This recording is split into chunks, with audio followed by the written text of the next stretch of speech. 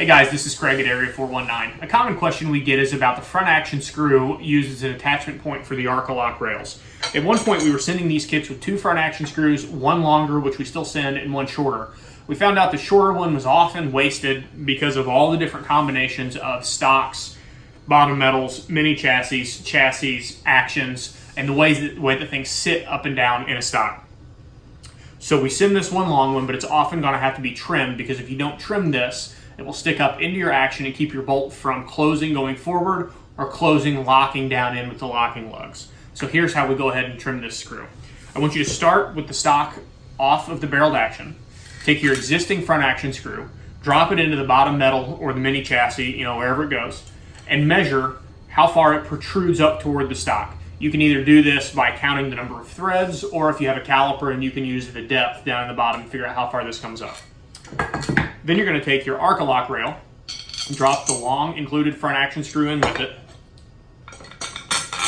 insert it into the bottom metal or mini chassis, and measure how far it protrudes into what would be the stock. And you're going to find how much longer this action screw is than it needs to be. Once we know how much longer it needs to be, I'm going to go trim this screw on our bench sander. You can also do this with a Dremel or even a file. If you're using a Dremel, go slowly. Don't take off too much material because it's always easy to take off more material. It's very hard to make a screw longer. So let's go trim this action screw.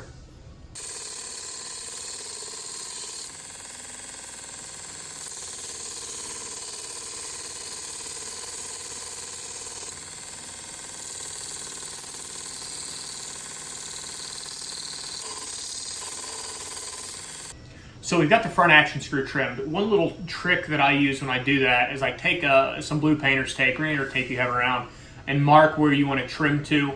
This lets you get right up to that line. It's going to give you a more accurate first cut. There are times this might take 2 or 3 attempts because, again, I'd rather leave it long and trim than trim too much, but that's a good way to know where you want to get to.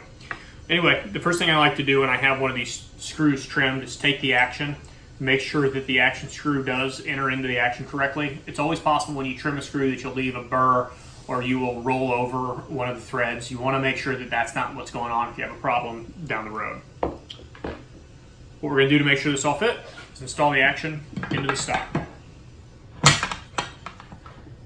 I like to install the rear action screw first, especially on our actions or any other action that has a blind rear action screw on the tang. I'll show you what that means in just a second here.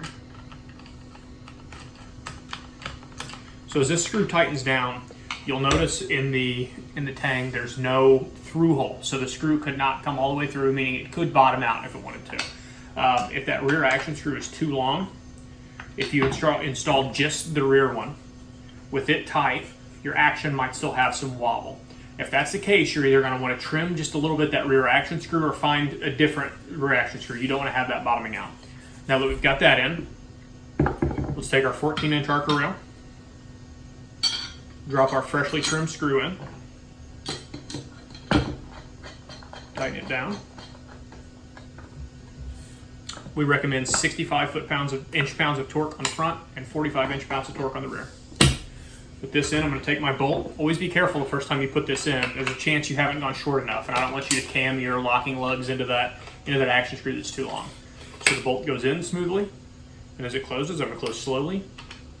There's no resistance. That action screw is ready to go.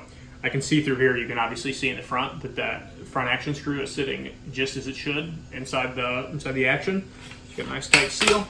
Ready to go front action screw, and that's how you trim one. Thanks, guys.